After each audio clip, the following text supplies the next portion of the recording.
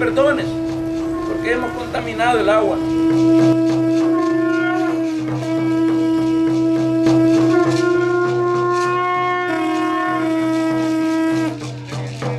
La Universidad de El Salvador fue la sede del 8º Festival Yulcuicat. Desde la primera edición de este festival, la UES abre sus puertas a los pueblos indígenas. El doctor Luis Melgar Brizuela nos habla de qué se trata.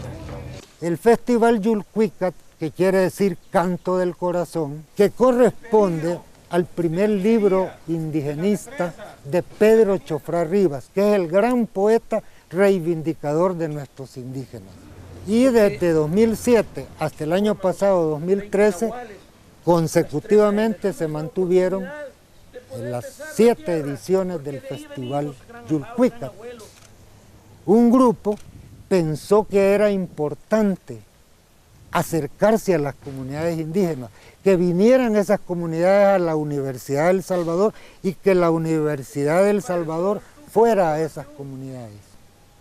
En la semana del 12 de octubre, considerando esas fechas como símbolo de resistencia indígena, se celebrara en el interior de la UES un festival que nos acercara a los universitarios con los nahuapipiles, con los lencas, con los nonoalcos.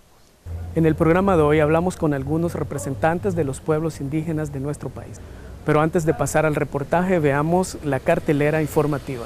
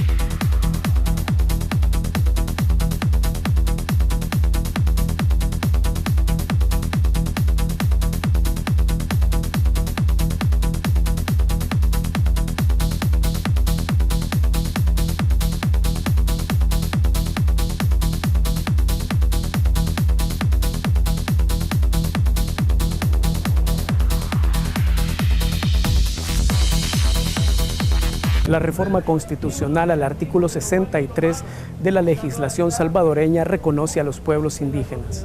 Esta reforma al artículo 63 constituye una reivindicación histórica, como veremos en el siguiente reportaje.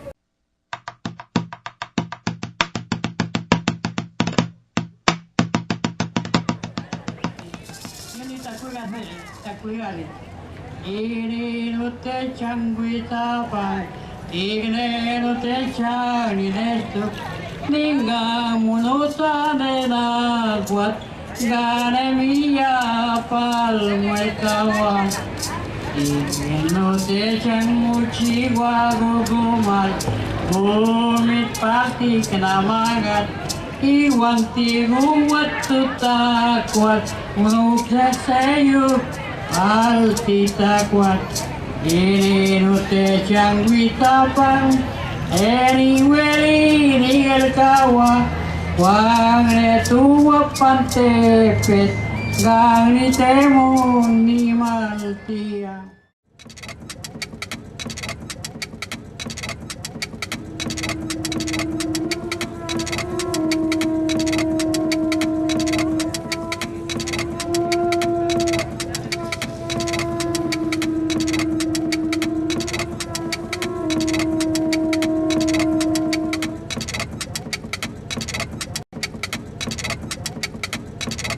De acuerdo a la Organización de las Naciones Unidas y de acuerdo al Convenio 169 de la ONU, se es indígena por autodefinición.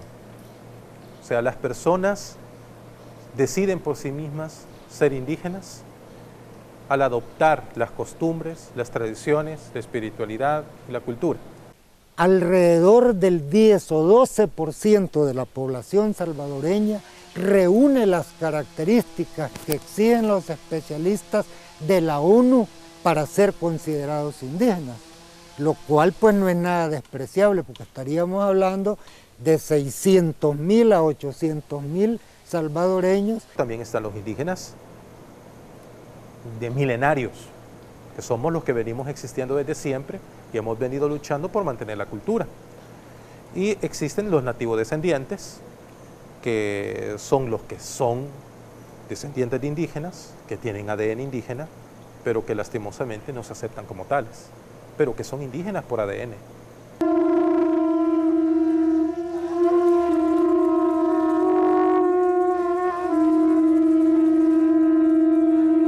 La diferencia básica entre el campesino y lo que es el indígena es que el campesino simplemente ahorita está en un proceso de cultivar la tierra, pero desconoce totalmente su identidad ancestral. No está dentro del proceso espiritual de la cosmovisión, ni tampoco dentro del proceso de la tradición.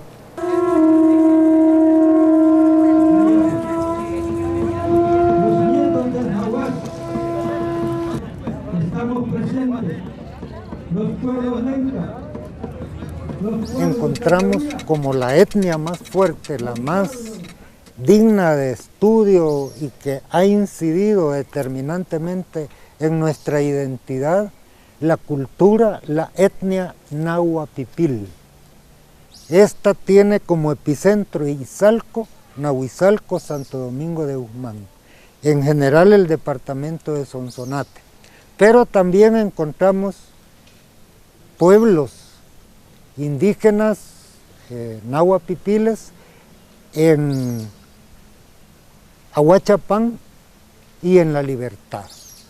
En cambio, en Santana y Chalatenango, la herencia indígena es maya chortí y nos vincula a los salvadoreños con la zona del trifinio, es decir, con la cultura hondureña y la cultura guatemalteca. En Honduras, Copán fue una sede maya chortí. Ahora, en la zona paracentral, es decir, San Vicente y La Paz, los nonoalcos. Ahí predomina la etnia nonoalca. Y en la zona oriental, San Miguel, Morazán, La Unión, los lencas, que vinculan El Salvador con los lencas hondureños. Pero también se encuentran los cacahuiras, allí en Morazán, específicamente en el área de Cacaopera. Eso sería en términos gruesos, así generales, un principio de mapa etnohistórico ancestral salvadoreño. En El Salvador, ser indígena puede tener muchos conceptos, empezando porque históricamente ser indígena en El Salvador ha significado ser excluido, ha significado ser perseguido, ha significado ser vilipendiado, ser maltratado. Hay que tomar en cuenta que ya en 1833 había habido una revolución, que era la revolución de los nonoalcos, dirigida por Anastasio Aquino. Por las principales calles de aquel entonces de Santiago de San Vicente, lo pasearon y lo autonombraron rey, y todo el mundo le aplaudía. En 1833, Anastasio Aquino fue ejecutado por las fuerzas gubernamentales en San Vicente. Ejecutado y decapitado, y sus restos se encuentran en San Vicente. Que después de la ejecución de Anastasio Aquino, una persecución sobre los nativos de la ciudad, sobre los indígenas que se habían unido a la guerra, por así decirlo, al ejército, y entonces muchos de ellos debieron de emigrar, incluso los familiares cambiarse sus nombres para evitar represalias o no poner en riesgo su vida. Mandaron a quemar todos los ranchos, aquí quedó. Toda la gente que vive actualmente de aquí de Santiago no son de aquí santiagueños. Roque Dalton declaró que el verdadero padre de la patria no era José Matías Delgado, sino Anastasio Aquino. Eso, en los grupos intelectuales por lo menos, fue asumido, fue valorado.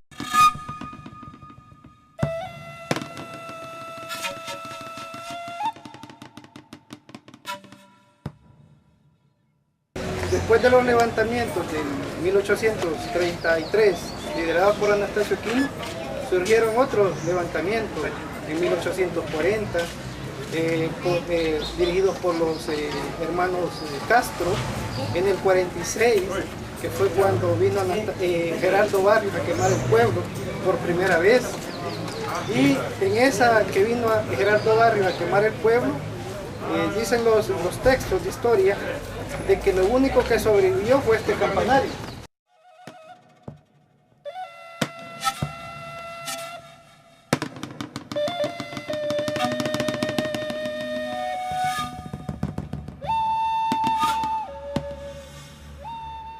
Nenananoy, Juan, ne Tatanoy, ne Shimitigan, Palnetal, Tejeme, Dignetechan, Itzan. Soy descendiente de Feliciano Ama y mi padre era sobrino de Feliciano Ama. Y ella era hija de Feliciano Ama. Él es primo con ella, porque él era hijo de un hermano de Feliciano Ama. Y aquí después puedo mencionar a mi papá, que era hermano de él. Entonces mi papá era sobrino de Feliciano Ama. Todo esto es área donde hay cementerio. Se ha colocado una piaña, ¿verdad? Donde en el año 2005 se instaló esta piaña, haciendo como un reconocimiento de que en este lugar están enterrados los abuelos. Vamos a pedirle al Gran Jau en esta mañana. Todas las abuelas que murieron por la vestimenta de su refajo, por su lengua en 1932, bueno, ellas estén pidiendo por toda esta humanidad de mujeres que sigamos adelante luchando, siendo un apoyo de equidad.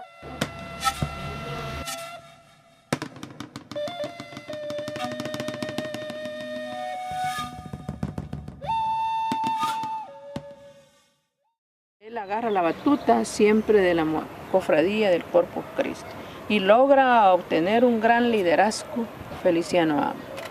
Y además de eso, él siguió todo lo que su suegro venía haciendo, luchando por las tierras comunales. Feliciano Ama, él murió de 55 años.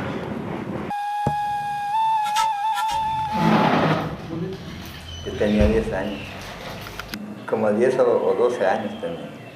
Decían los comunistas se van a meter y se van a meter. Porque eso fue el 22 de enero y como el 10 de enero habían habido elecciones para alcaldes y siempre se ha dado el fraude.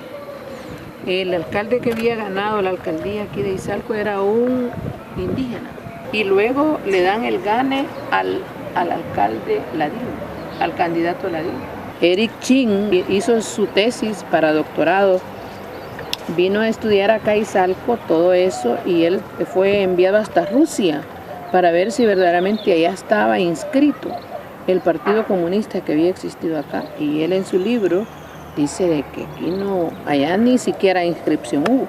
Feliciano no fue comunista, que lo relacionaron con comunal, que es muy diferente. Y ¿sabes lo que hizo Martínez? Que él no tomó en cuenta el que era o el que no era, porque estaban en libros escritos allí, apuntados, todos anotados en libros. Si a usted le encontraban allí, no le preguntaban nada. Lo mataban. Feliciano Ama, al ver la persecución masiva de los indígenas, él se fue a oír a los guatales y a él lo capturaron el 28 de enero y ese mismo día lo mataron. Aquí quedó triste este pueblo de toda la gente que mataron. Lo que hacían en ese tiempo, según la historia y como me contaba mi papá, que los mismos que agarraban para fusilarlos, ellos hacían la zanja y ya después los alineaban a la orilla de la zanja y ahí se los quebraban y daban vuelta y después otros que iban a matar, ellos los enterraban, les echaban tierra. Yo estaba en la casa cuando vi que venía un grupo de gente, como 300, que los traían atados, con una piocha en el hombro y el doctor en una pala. Todas las mancuernas, venían como 300, hicieron la cava allí. Después de que hicieron la cava, ellos hicieron su misma sepultura. En la matanza de 1932, el lugar más propicio para hacer una fosa común e ir a asesinar a los indígenas era acá. Aquí ellos hicieron sus zanjas, ellos. Desde el año 1932, 3 meses duró aquí la matanza de la gente.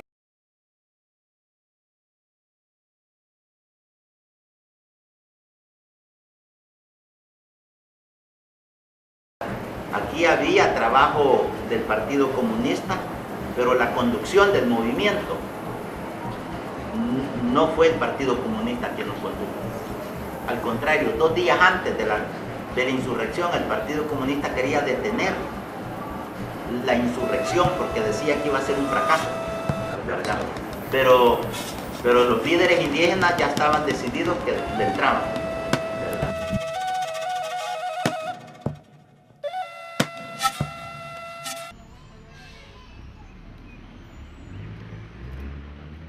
Lo pasearon en el pueblo arrastrándolo y luego después lo simularon, le pusieron una soga y lo pusieron en un palo de aceituna que está ahí en el parque, que ya no está, pero este les pasó. Y ahí quedó pendiente.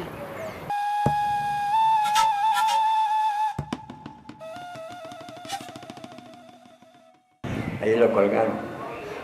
Ahí lo colgaron. Porque yo fui a verlo.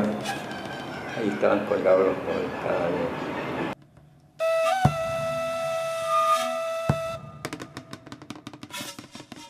Todo quedó en el anonimato. Nadie podía hablar porque era terminantemente prohibido. Le dieron fuego a los telares que habían acá porque aquí se hacía todo eso. La gente que sobrevivió, y mi mamá fue una de esas, que vivió el 32, ¿cómo se quedaron para mantener sus refajos? La gente de Guatemala venía y les daba fiado los refajos. Lo que pasaba después del 32, que la gente quedó atemorizada, porque el que hablaba de Feliciano Ama se lo echaban otra vez, por eso se perdió la vestimenta como lo cual se viste esta señora. ¿Ah? Y por eso mismo se perdió el náhuatl, y desgraciadamente yo no lo aprendí. ¿Para qué aprender náhuatl? Si eso ya pasó, y eso lo dicen los maestros. ¿Qué me dijo una hija? No, me dijo, yo no voy a aprender el náhuatl, yo voy a aprender el inglés, me dijo. Ah, vaya, le dije. Ahí nomás la dejé. El pueblo indígena en El Salvador se atemorizó, se aterrorizó a nivel de que dijo, ya no puedo decir que soy indígena, ya no puedo hablar mi idioma, ya no puedo ponerme mi atuendo, porque en esa época el decir soy indígena, hablar el idioma originario o usar el atuendo originario significaba ser asesinado. Y 1932 es algo de la historia que nos ha marcado a nosotros los indígenas. Y los indígenas no están excluidos de ese temor. Todavía sienten latente el hecho de que si ellos hablan, si ellos dicen, o si nosotros decimos, bueno, vamos a reivindicar nuestro derecho, nos van a desaparecer. Va a volver otro 32. En el 32, como sabemos, se exterminaron miles de indígenas. Se considera que fueron alrededor de 30.000. Ese fue el genocidio físico.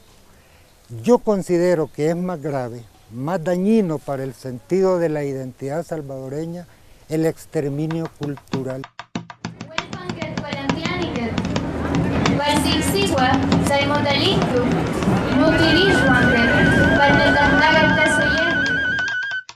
Mataron a una etnia, pero la raíz ha quedado. Aquí estoy yo. Tenemos las manos, hermanos, es que fuerza de la liberación, porque juntos así romperemos las cadenas de la represión, porque juntos así romperemos las cadenas de la represión. ¡Vivan los pueblos indígenas! ¡Viva!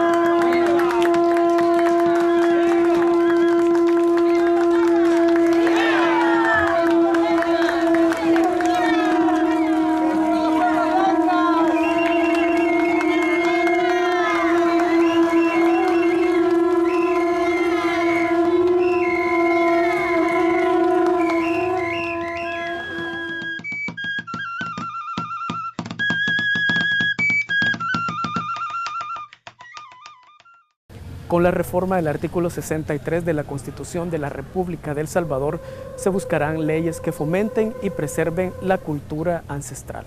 Pasamos al editorial de hoy y luego a las notas universitarias.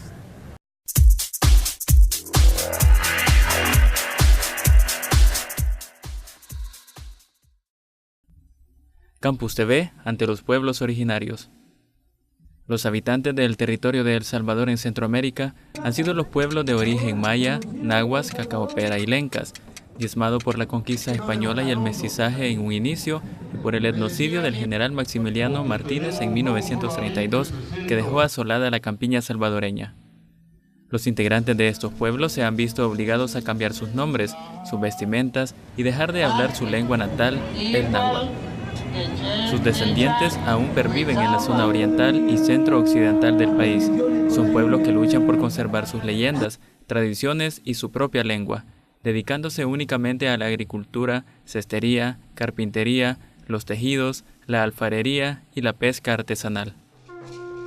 A pesar de la invisibilización que son sometidos históricamente, han emprendido desde hace años una serie de acciones en la búsqueda de las reivindicaciones de sus derechos y la difusión de sus costumbres. Una de sus reivindicaciones más importantes consiste en la ratificación del Convenio 169 establecido por la Organización Internacional del Trabajo, OIT. Dicho convenio es un instrumento jurídico internacional de carácter vinculante que se basa en los principios de no discriminación. Académicos y líderes de los pueblos originarios presionan al gobierno de El Salvador para que ratifique el Convenio 169. Por su parte, el Alma Mater ha venido impulsando una serie de investigaciones acerca de la cultura indígena en coordinación con las organizaciones representativas de los pueblos originarios radicados en El Salvador. Además, desarrolla el 8º Festival Yulcuicat, que ha trascendido los recintos del Alma Mater y se torna en una ventana de expresión de las reivindicaciones tradicionales y costumbres indígenas. Dentro de su quehacer, la Universidad de El Salvador imparte clases del idioma náhuatl, a la par del inglés, francés, japonés, mandarín e italiano, como una forma de aportar al conocimiento y al desarrollo cultural de los pueblos, hacia la libertad por la cultura.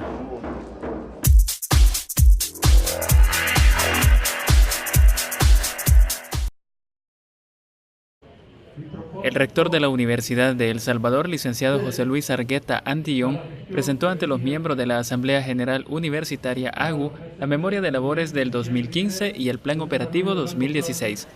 Entre las acciones del plan están gestionar la modernización de laboratorios y sistema bibliotecario, promover y fortalecer el sistema de posgrado, formular y gestionar un programa integral de formación docente, dinamizar la gestión investigativa del SIC-US, orientar la investigación a la búsqueda de solución a los problemas de país, gestionar incremento del presupuesto a investigación científica, impulsar y desarrollar la política de la proyección social. La UES y el Ministerio de Educación llevó a cabo el 2º Congreso Internacional de Matemática Aplicada en El Salvador. Este reunió a especialistas nacionales e internacionales de matemática, docentes, investigadores y estudiantes. La finalidad del mismo fue compartir trabajos, discutir ideas innovadoras y exponer resultados de investigaciones en áreas de la matemática aplicada a problemas del país y la región. El congreso se desarrolló en el marco del 25º aniversario de la Facultad de Ciencias Naturales y Matemática de esta institución. En el contexto del 25 aniversario de la Facultad de Ciencias Naturales y Matemática, se realizó un ciclo de conferencias sobre el tema Investigación Sustentable en la Universidad de El Salvador, en el que participaron distintos ponentes. La licenciatura en Salud Materno-Infantil desarrolló el taller Innovación Curricular, en el que participaron 14 docentes de esta especialidad y 2 especialistas internacionales. El taller se da en el marco de cooperación entre la Universidad de El Salvador y la Universidad de Chile, con el propósito de cambiar el actual esquema modular de educación por un modelo curricular con enfoque de formación por competencias. Antes de finalizar el programa de hoy, nos acompaña una representante de la Fundación Feliciano Ama. ¿Cuál es su nombre? ¿Qué significa para usted representar a los pueblos indígenas y que la Universidad de El Salvador abra este tipo de espacios? Para mí es un gran compromiso, ¿verdad? Estar a la par de los tatas y las nanas, que son personas con mucha sabiduría. Y mi objetivo es aprender de ellos y a la vez también, como educadora que soy, además difundir la cultura nuestra y trabajar por preservarla y que logremos pues una mayor conciencia de la población hacia este respeto hacia nuestros abuelos y nuestras abuelas. ¿Qué le parece si nos quedamos con imágenes de este Festival Yulcuicat?